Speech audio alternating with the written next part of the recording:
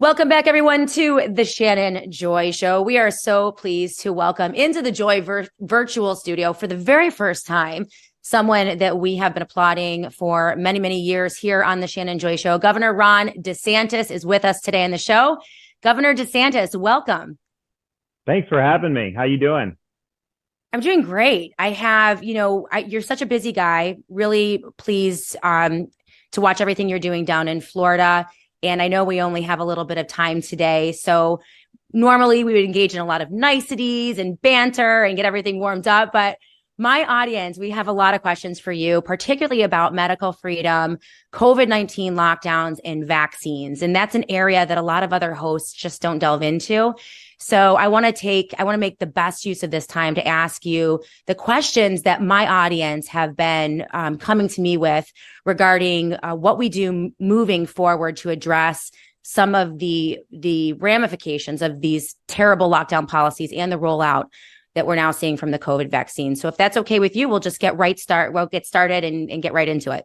Great.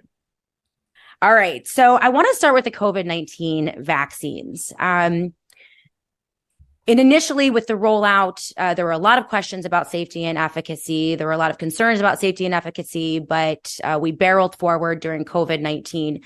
As we reveal and see more data coming out on the COVID vaccines, it looks worse and worse and worse. The government's own data, the VAERS data that we have, 2.5 million reported injuries and deaths to date. 36,000 reported deaths with only 1% reporting rate at VAERS. The V-Safe data that has recently emerged is just absolutely devastating.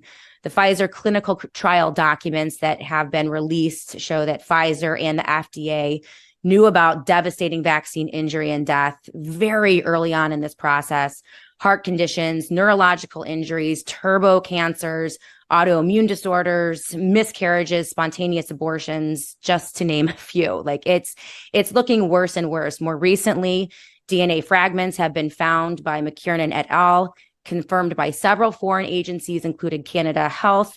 And we now have Dr. Peter McCullough recently last week testifying before the Arizona State Senate that 540,000 Americans, in his estimate, have died directly from the COVID-19 shots. Dr. Robert Malone and hundreds of doctors are now calling for complete removal of the COVID vaccine from the market in the interest of public safety. And the American people have spoken, maybe not with their voices, but with their actions. A 98% refusal rate of the latest round of the COVID-19 vaccine boosters. My first question for you tonight, Governor DeSantis, is it time to look at pulling these vaccines from the market? And can that be done in the state of Florida under your leadership? I think it would have to be done federally. Florida, our Surgeon General, Joseph Ladapo, when the Biden boosters were approved by the FDA, he was the only Surgeon General in the country that recommended against taking the booster shots. There just wasn't sufficient data to show the benefits. And then, of course, we're the only state that's actually looked at any of the negative effects of mRNA shots.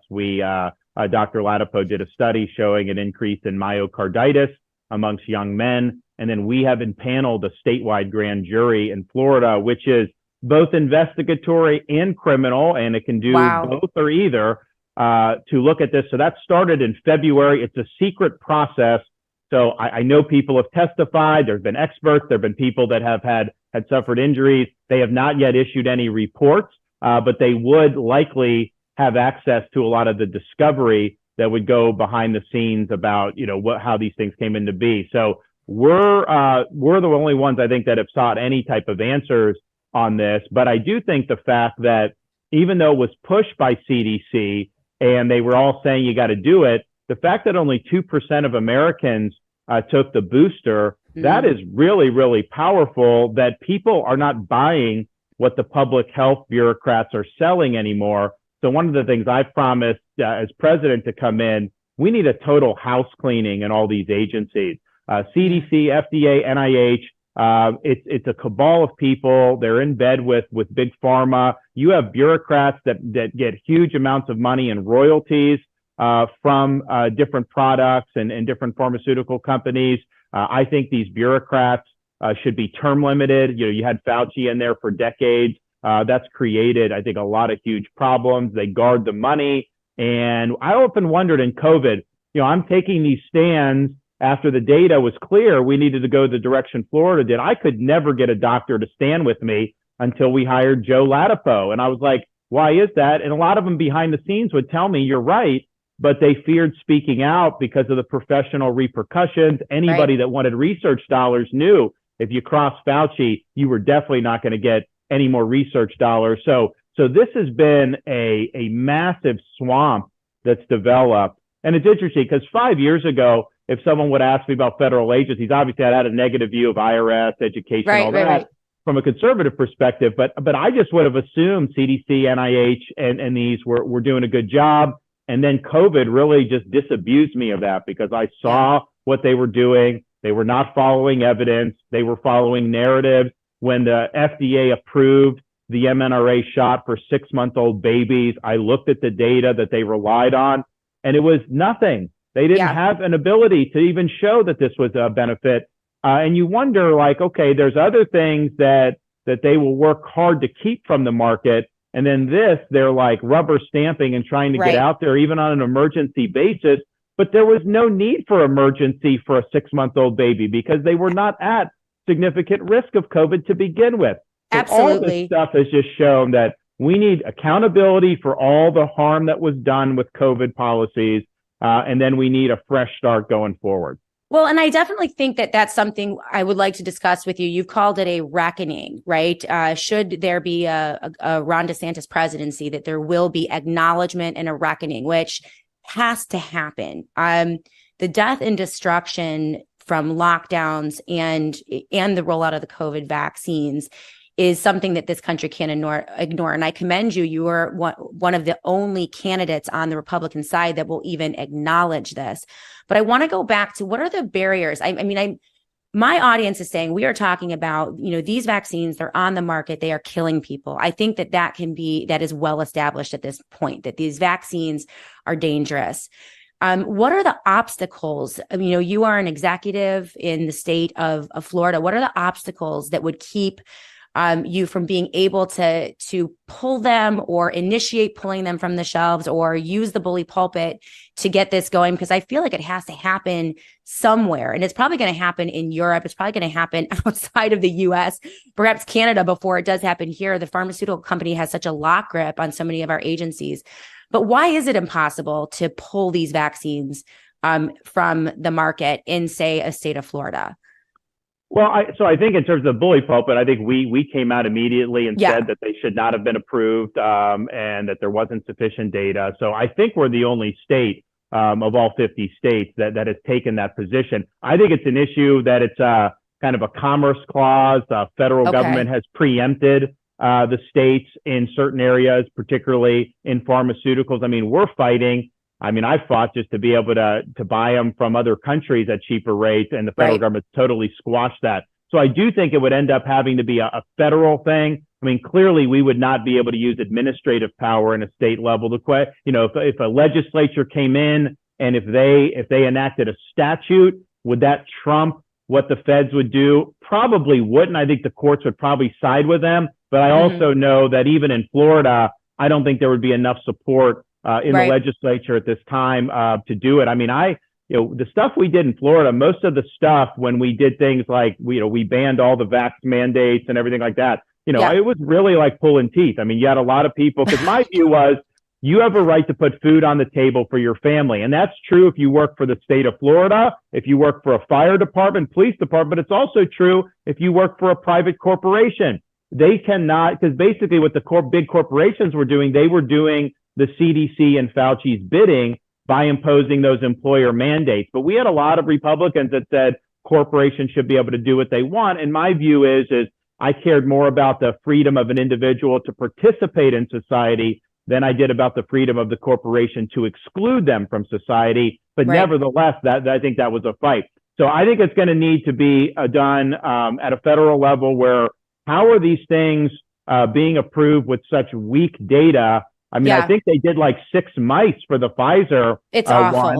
For the Moderna one, they did do humans, but they actually had, I think of the 50 people, they had one significant health event, which, you know, a 2% rate is not a good rate at all. And yet that kind of just got swept under the rug. So Joe Ladapo, our Surgeon General, he's been out front on this. He's uncovered and kind of publicized the problems with this. I think people get it. I think they're seeing the issue, and I think that's why the uptake has been abysmal. Oh yeah, he's doing a great job. I know this is a heavy lift, and I applaud you and your team for even acknowledging this. I want to go now to the lockdowns. Yesterday, you were joined by Dr. Joe Ladapo in New Hampshire to host a medical freedom town hall, which was amazing. I watched a good portion of it. It focused on the lockdown disaster, and I highly recommend my audience go back and watch the entire town hall because it does demonstrate your deep understanding and command of this issue. I think you guys do understand what's going on here. Most of your GOP primary opponents, however, are consulted away from this issue and refuse to even acknowledge that it happens, which makes people like me who have been reporting on this for 3 years feel like I'm being gaslighted again. I mean, the audience, like, this is just insane. Like, did this just happen, right? So you are promising a reckoning. You're going completely in the opposite direction and saying we are not going to forget what happened during lockdowns. We're going to go for acknowledgement and justice in the form of reckoning. What does that reckoning look like under a DeSantis presidency? What would you promise the American people that you would do to never forget what happened, to make sure that this never happens again? Well, day one, we will take the World Health Organization lockdown treaty. We'll tear it up and we'll throw it in the trash can. Awesome. They are trying to impose that. I already acted in Florida. We got the legislature to pass a law saying Florida does not recognize this treaty, because I think, Biden wants to implement it, but I don't think the Senate would ratify it. So if it's not ratified by the Senate, it should not have the force of law. So we felt we could put the state in there and say no, but it needs to be done federally, where you just throw it up, rip it up and throw it away. It's very dangerous, not only for the sovereignty of our country, but for basically institutionalizing these policies. And here's the thing, and I pointed this out at the town hall. It's one thing to make a bad judgment call, but it's another thing that when the evidence is overwhelming, you refuse to acknowledge that we need to change course, or you refuse to acknowledge that the decision was poor in the first place. Some of these people, if they came and just said, hey, it was not the right thing to do, knowing what we know now, we wouldn't do it, I would feel a little bit better. But virtually none of these guys say that.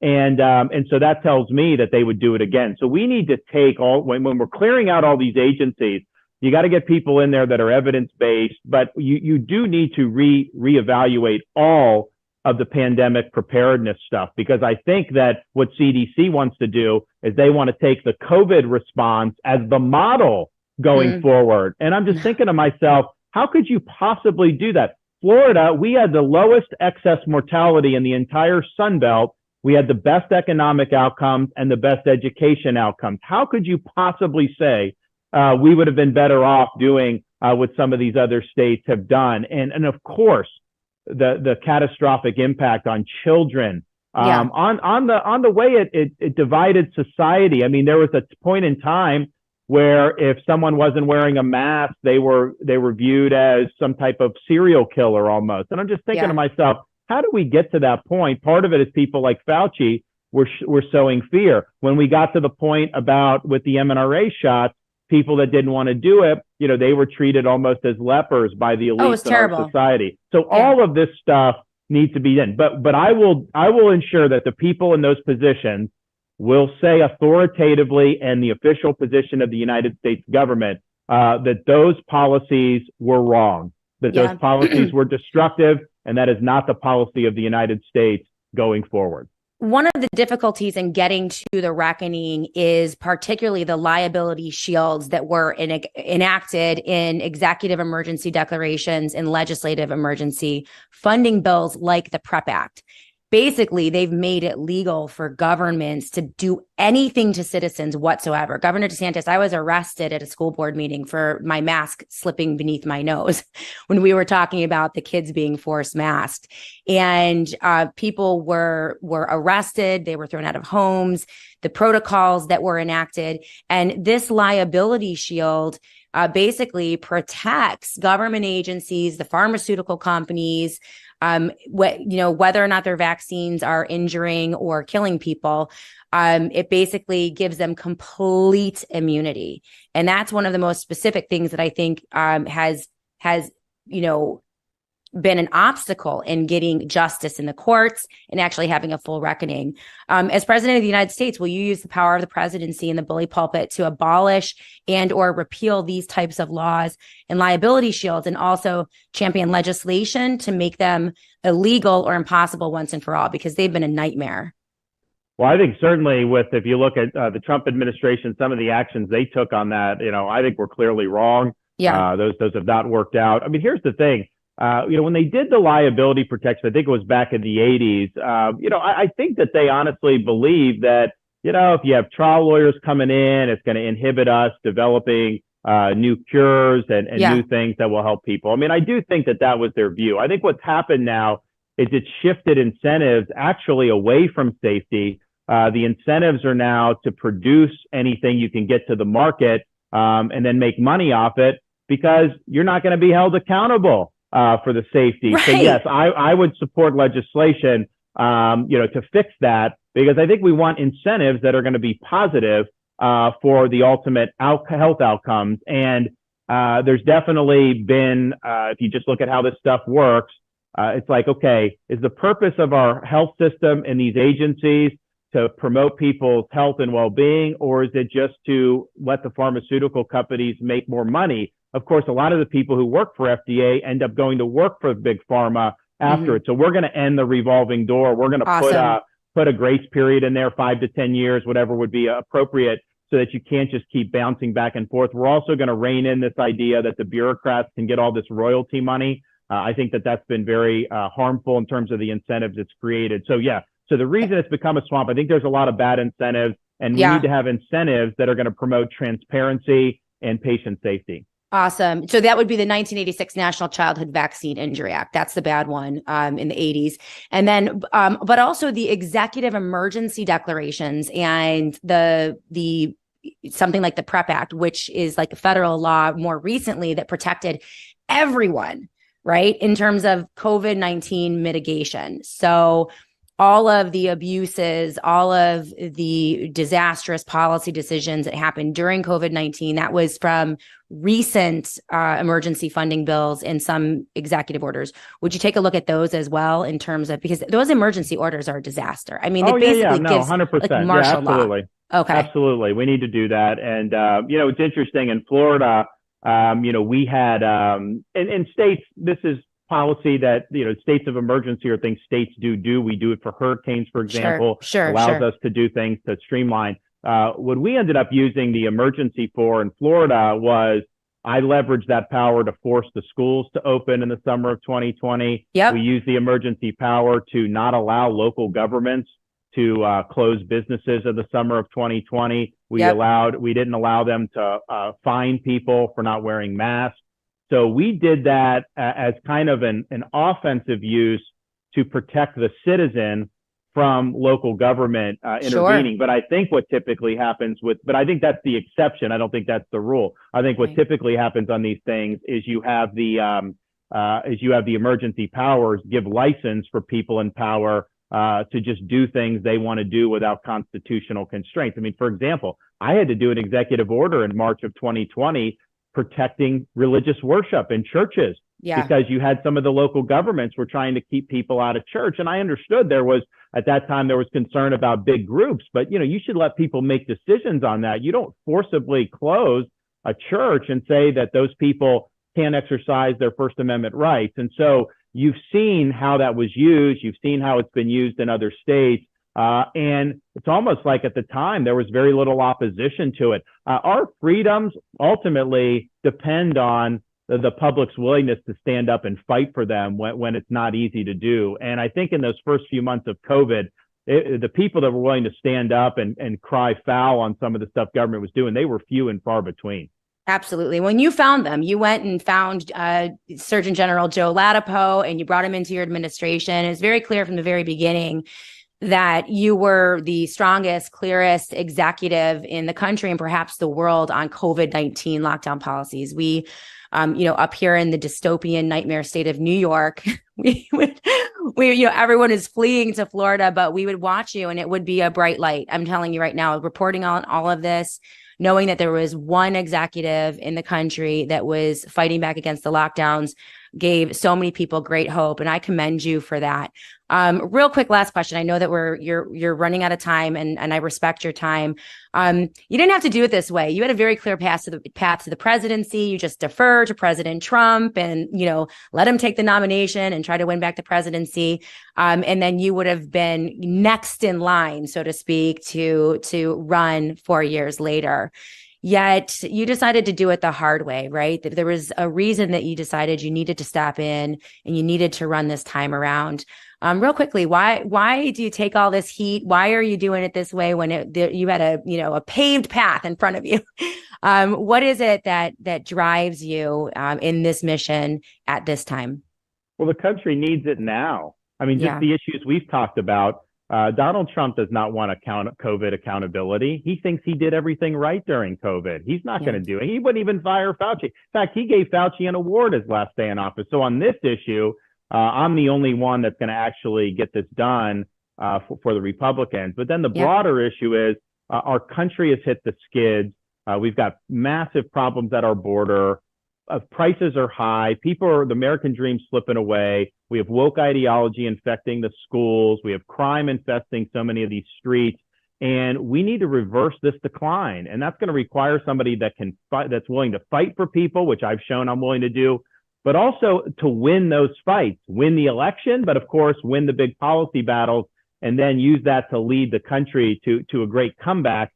And I'm the only guy I think I can do it. I honestly don't think Donald Trump can get elected in this country. But even if he were to somehow get in as a lame duck, I think the amount of distractions and chaos that would do, I don't see the pathway for actually making America great again. Whereas with me, you'll get somebody who's in the prime of his life, energetic, forceful, and you'll get 8 years of a big reform presidency that's returning the government to its rightful owners, which is we, the American people. So the time is really now. And if I were only running because I wanted a title or to be somebody, then maybe that analysis about waiting till quote, 28 would make sense. But I'm not running to be somebody. I'm running to do something on behalf of this country. And I think I'm the guy, for whatever reason. I think God's put me in this position where I have the capacity to lead and get the job done. So you're required to step up and serve. And it's not always easy with all the nonsense that you have to deal with. But I can tell you this.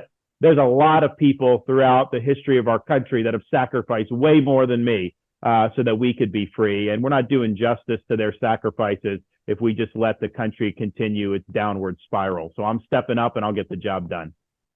Well, we really appreciate you. And I have always told my audience, the rhetoric can always be very fiery and it sounds great and it gets the dopamine going and it jazzes you up. But it really is, as my good friend Daniel Horowitz always says, the discernible policy outcome that defines what a leader is going to do.